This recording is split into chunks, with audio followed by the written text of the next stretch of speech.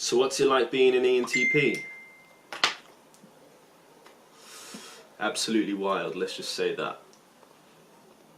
It's chaotic, but you know, I wouldn't change it for anything else, to be honest. I like a chaotic lifestyle. It keeps me active, it keeps me alive.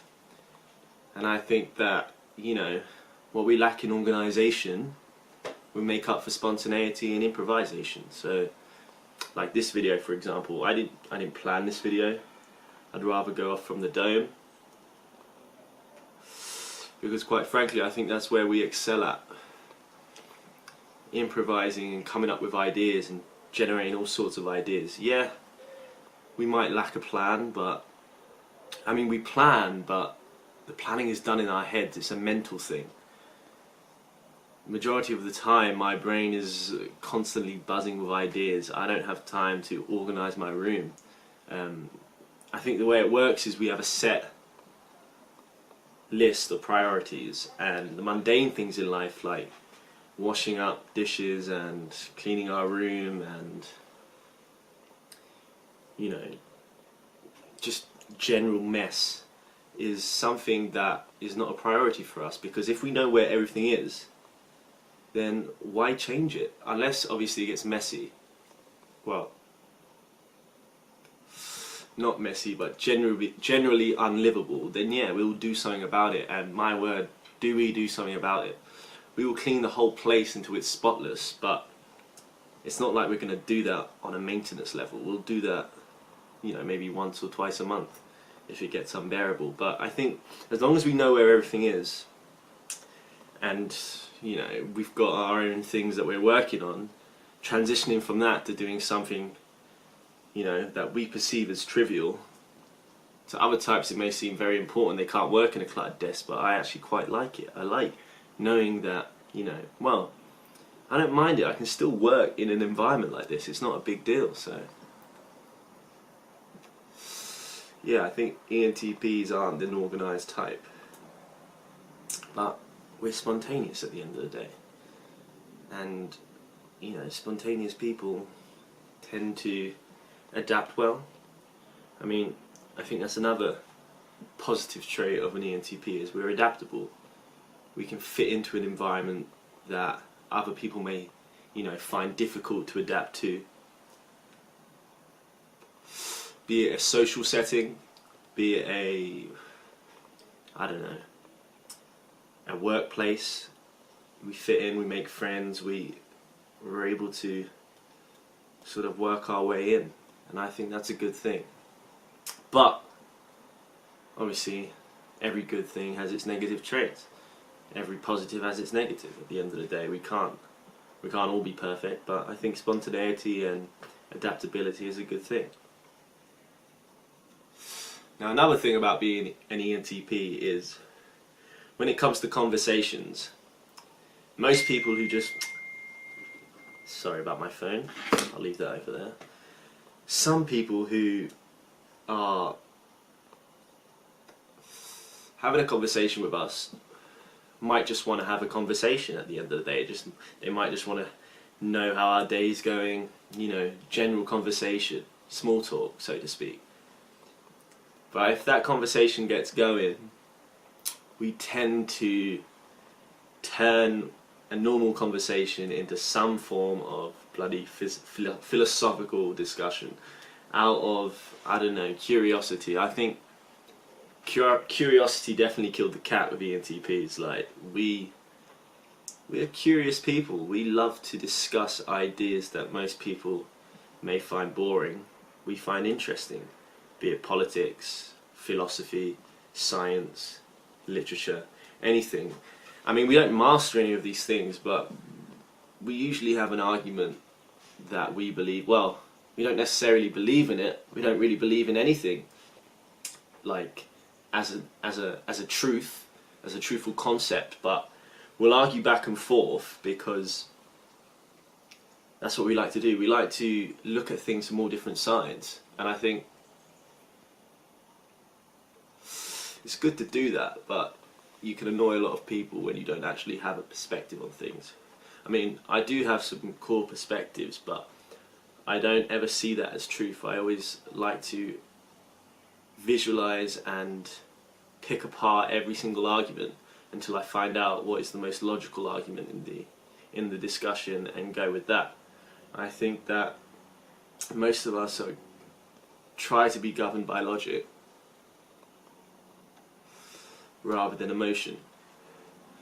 So more often than not, we'll agree with someone at the end of the argument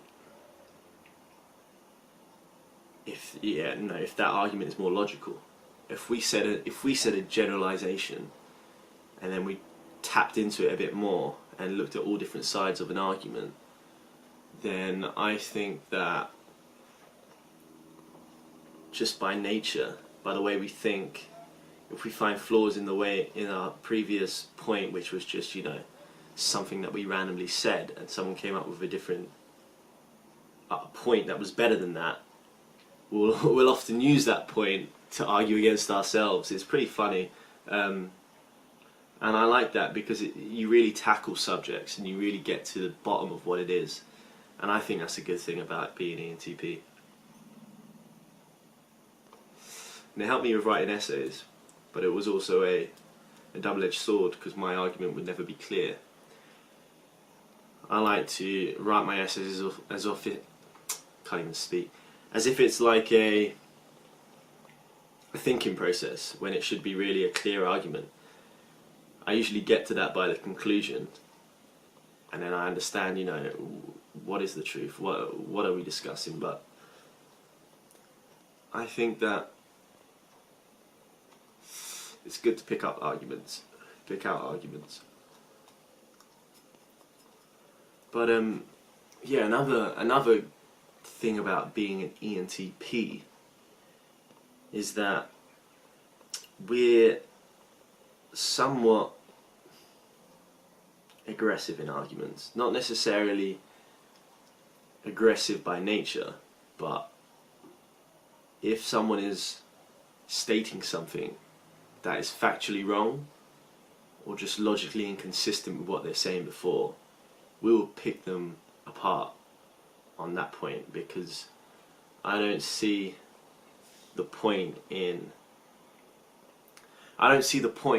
settling with a weaker argument for the sake of it, just to keep the other person happy. I don't think that. I think you should always come to the truth, to whatever argument it is. I think you should always find a basis. And I think that some people look at that as if we're being insensitive to their feelings, and we're really not. We're not aggressive people, to be honest. We try and be mediators at times. We try to settle things, rationally. We try to be the people that brings people together, person that brings people together. Bloody hell, I can't even speak. But yeah, I don't think we're aggressive people, but some people think that we are. But yeah, that's not who we are. I can really assure you that. So ENTPs are fun. It's like, I think another big thing is the amount of interests we have.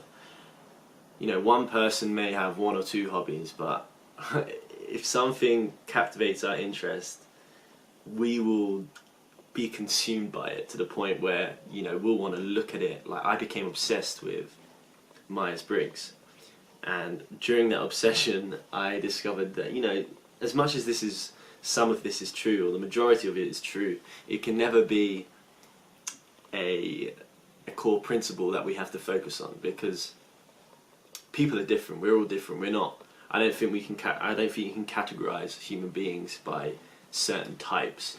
But what I think we can do is we can use it as a guidance. Now, the traits of an ENTP, we're argumentative. We're logical thinkers. We get distracted easily, which I think is true. I get distracted a lot. Because I think our brains are moving really fast. We're constantly looking for the next new thing to take us in, to absorb us, and I think that we can get distracted easily. If we're working on one task, we may be thinking about something completely different the next minute, and it can be quite problematic. But then there are times where that is not the case. There are times where we are often in hyper-focus mode. Like, for example, when I'm writing, because I want to be a writer, a fiction writer. When I'm writing a story that I'm working on, more often than not, hours will go by that I don't even think about anything else. Like, I'll make a coffee and then that'll be it, and I'll be completely absorbed. But that's only the case when something really, really does interest us, because it's hard to focus on one task if our attention span is not there. If our attention span is loose for whatever reason, then yeah, there's no hope, no chance that whatever task we're meant to be doing is going to get done. But I think in some cases planning can be a good thing for us, because we can really get into the plan and we'll actually we'll spend the whole time planning, and to us it's not really planning but just working out our ideas. Someone playing drums, really, someone is playing drums. I don't know if you can hear that. Oh, he's stopped now. Anyway, oh, he's gone again. Yeah, I think plans can be useful for an ENTP, but only when it's not forced. If it's forced, then we won't do it. We'll probably just jump in straight away. I hope you can't hear this guy. If you can, that's good. He's going crazy now. Oh well. But yeah, and be a bit of nice background music. But I don't even know who that is, to be honest. See, this is what I mean. We get distracted. This is a natural ENTP. We're now talking about some guy who's playing on the drums. But yeah, ENTPs, we are curious people, and we like to take risks. I think that's the biggest thing about an ENTP. We like to take risks, and we like to do things unconventionally. And what I mean by that is, I think we just like to do things out of the ordinary for the sake of it, almost. We always try to find a more efficient way of doing things,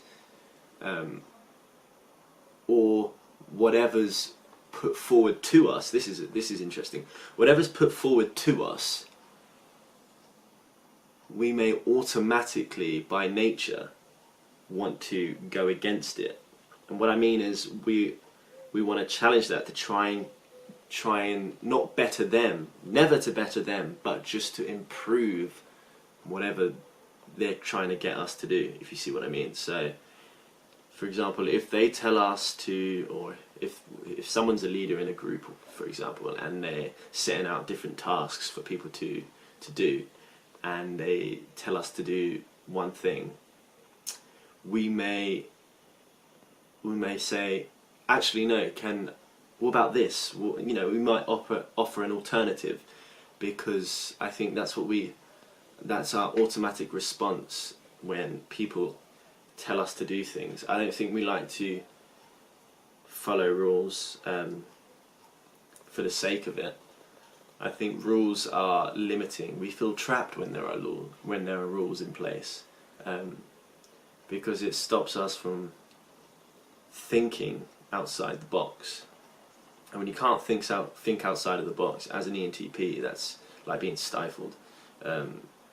It's like being trapped in a room with, you know, no toys to play with.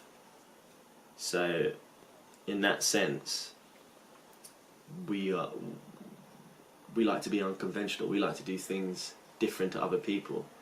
Like for me, being a graduate, a university graduate, most people my age, the logical thing, or not even the logical thing, the traditional thing to do would be to, you know, go and apply for a graduate job at a corporate company. Let's say I'm in the UK, so let's say I'll go and apply for a big firm or a big company in London, yeah, and work my way up.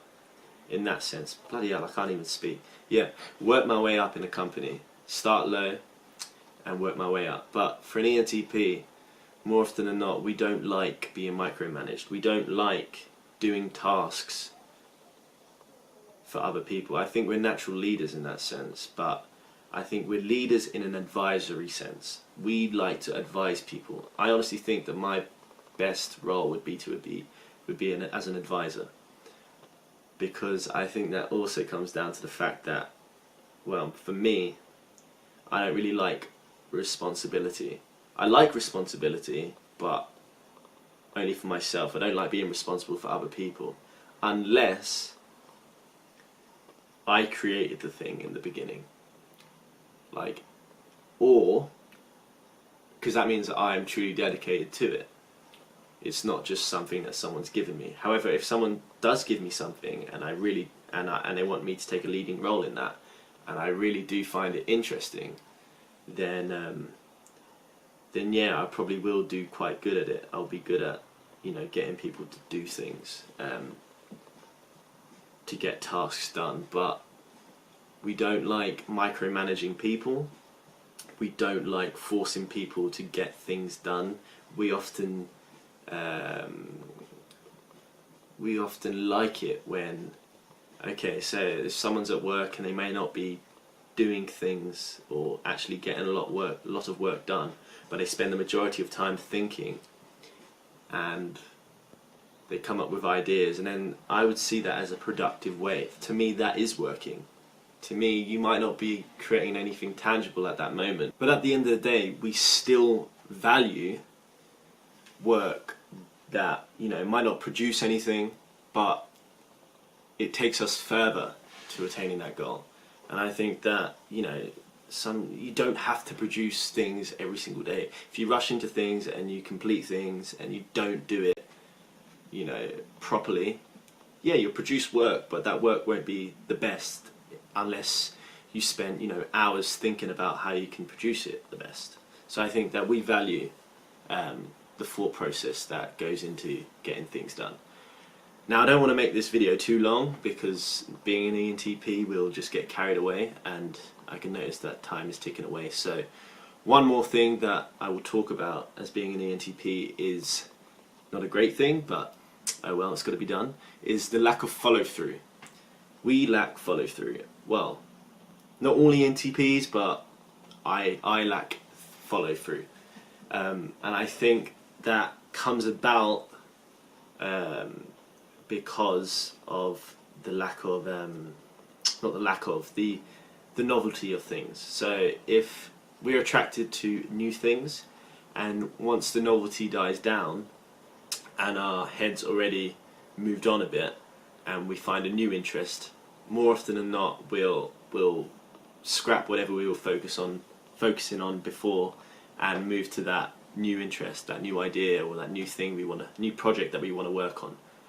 But there is faith, there is hope, because I have in the past gone back to previous projects months later and finished them and continue to work on them. So it's not all a waste of time. We do sometimes follow through, but, well, if there is a deadline, for example, we will complete that I've never missed a deadline. I never missed a deadline at university. I know that seems pretty crazy, but I never missed a deadline. I might have left it to the last minute, but when there's a crisis, that's when we're calm and relaxed. When there's no crisis, that's when we're chaotic. But I think that best sums up ENTPs. But yeah, I never missed a deadline at uni. So we don't lack follow through if there is pressure. But if we've got all the time in the world, that just means that more opportunities are going to come flying through the window, and they're going to be new, they're going to be novel. Apologies, the camera cut off there, but yeah, we will be so keen and interested in whatever new is there. So yeah, that's what happens when an ENTP gets started with projects. We tend to really never finish them, but we may go back and finish them. There's no definite thing. But yeah, that's that. Anyway, I hope you enjoyed this video. I hope you understood how some of us ENTPs think and how we work in life and how we handle things. So if you did like this video, give it a thumbs up and feel free to subscribe, because I'm on a roll and I think that I will try and produce as many videos as I can over the next few weeks. So keep in touch and peace out.